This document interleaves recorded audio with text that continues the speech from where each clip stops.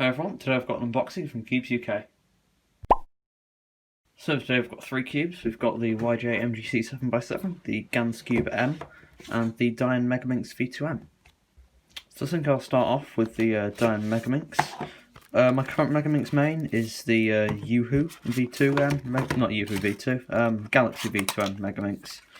So I thought I'd give this a try, see if it could replace that, as that's been my main for a while. So we've got a Dayan bag here, some other springs, and a screwdriver, similar to what we had with the Guhong V2, or V4 even.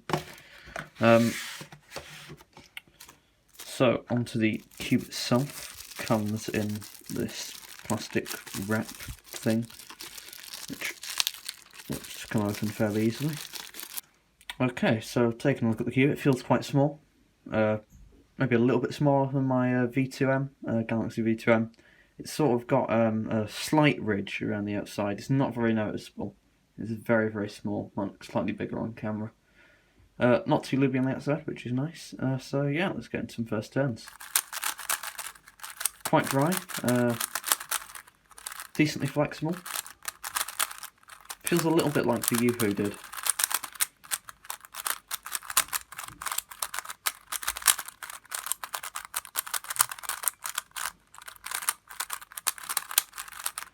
Yeah, quite flexible, seems to be catching just a little bit.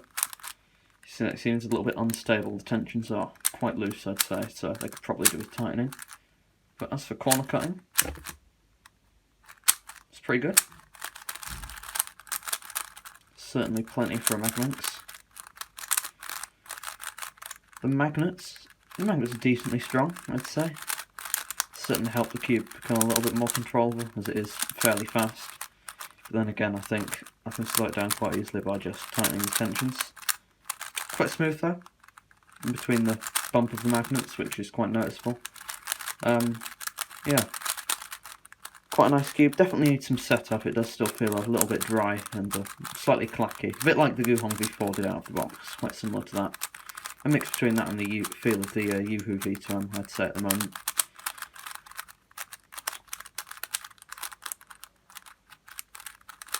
Yeah, I'll set this up and see how it's like, see if it can replace my Galaxy V2M as my main. Okay, so onto the cube I'm most excited for. This is the GAN Skewb M.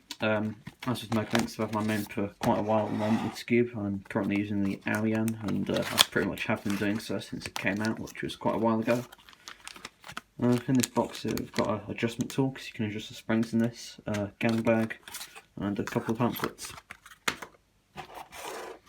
And the cube itself, which comes in one of those GAN boxes, and it's inside some plastic wrap, as per usual.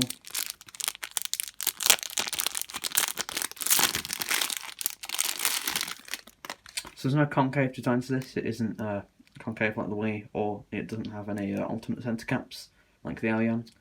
So grip usually isn't much of a challenge for me with Skewb. I've used the Dayan with the flat center caps before, and it's been fine. Big fluorine holes here, as with the Dayan, so hopefully some good corner cutting there. Very, very vibrant shades though, I do like them. So yeah, let's get into first turns.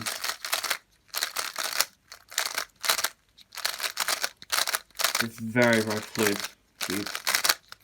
Yeah, turning's quite effortless and kind of flows very nicely.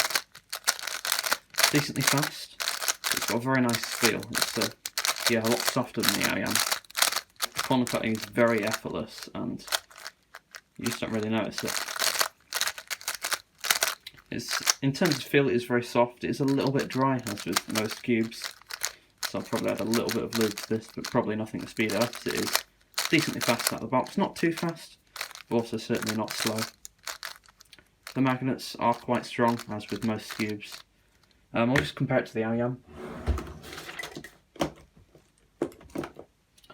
So the Dayan here, the magnets seem about the same on both, to be honest. I think that they feel a bit stronger on the Dayan, but that's only because my Dayan a little bit slower. Dayan is yeah, noticeably sort of louder and more clacky, whereas the GAN is a lot more sort of subdued, quite soft feeling. Two very, very different cubes, I'd say. Yeah, the GAN feels a little bit more flexible, feels like it doesn't catch as much. I mean, the Alien doesn't catch, but it's not as fluid. The corner cuts have more of a snap to them, I'd say. Whereas on here, they're just very, very effortless.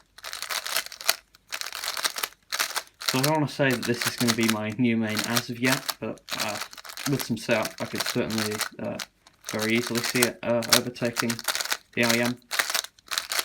The grip certainly hasn't been a challenge on this, I don't feel. It's very easy to get hold of. The plastic is glossy instead of any sort of matte finish like on some of the versions of the 11M Pro. So I'm quite glad to see that, as that'll make it quite a bit easier to hold. And sort of make up for the lack of a concave design, I feel. So let's take a look at the adjustment system. Along with the adjustment system, something else to note is the centre corner magnets, similar to the 11M Pro. I didn't really notice the feel of these at first. There isn't much of a feel to them, but you can certainly notice that the magnets are stronger, as I had said before, and I take it that is one of the reasons why.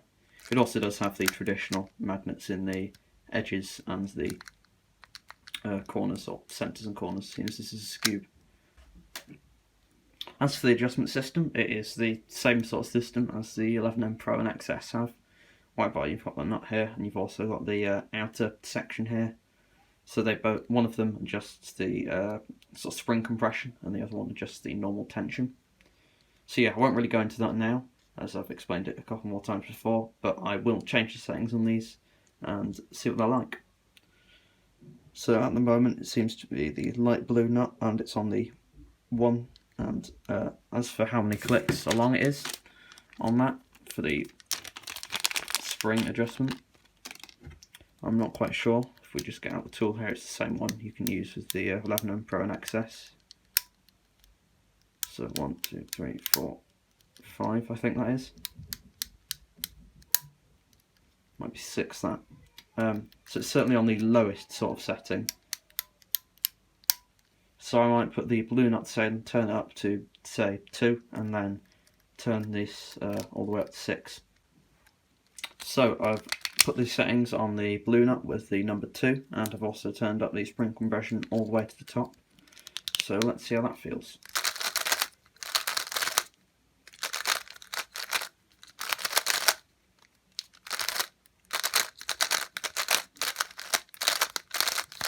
So I'd say it feels a lot more like the Alien in the way that the cuts are a lot snappier. You can certainly notice that. I take it that's due to the spring compression.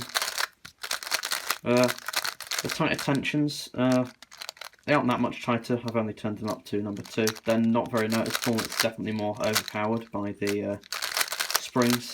It feels pretty much just as fast as before. So I'd suggest if this is a bit too fast for you, maybe turn it up to 3 or 4. Or slow it down with some lube instead of tensions. But yeah, I think I prefer the lighter spring compression than this at the moment, as it sort of loses the fluidity of the turns to it. You can certainly see solves being a bit more sort of choppy on this than how it was before. So yeah, I think I'll change it back to the original settings, but still like this. I think it's a pretty decent Skewb. Certainly is better with the original settings, and I do think that, yeah, once I switch it back, this could certainly be my main over the Alien. I really, really do like this so far. It's great to see a new Skewb on the market that is actually quite good. So, to finish off this unboxing, we've got the YJ MGC 7x7. So hopefully this is going to be a good upgrade from my UFU, I think it's called. V2M.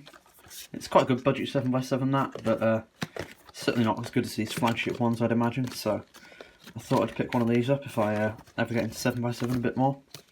Okay, so we've got an accessories box in here. Let's just quickly see what's in there. So we've got one of those fold-up cube stands, a pamphlet, a screwdriver, some spare magnets, the usual, and then of course the main attraction, the cube itself.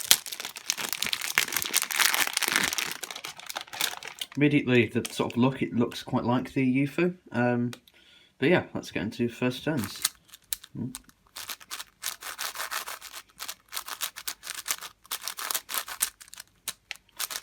It's a little bit loose out of the box. Yeah, I'm locking up a little bit, but in terms of the feel, it's very, very nice.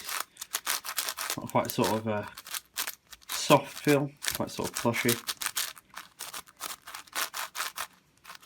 Certainly very, very smooth. The magnets are decently noticeable. Yeah, they're of an alright strength, but not too overpowering. It is not the fastest cube out of the box. Certainly not sort of slow or sluggish. It's not like I'm struggling to turn it or anything. But yeah, I do really quite like this. This is pretty much an instant main, I'd say, over the UFO. Even with the looser tensions, it is decently stable. Of course, there'll be one or two lockups there, but some tension will solve that. Let's just compare it to the UFO. This is the UFO here. This immediately feels a little bit cheaper. It's also quite a bit bigger than the MGC. I'd imagine this will be a bit less tiring if you're doing solves for sort of if you're doing longer sessions. I mean, with 7x7, then yeah, this will be a bit easier to get your hands around, or if you've just got small hands. But yeah, the UFO is a little bit slower. Even though the MGC I wouldn't say is the fastest cube ever, this is, yeah, noticeably slower, so again, be a bit more of a strain on your hands.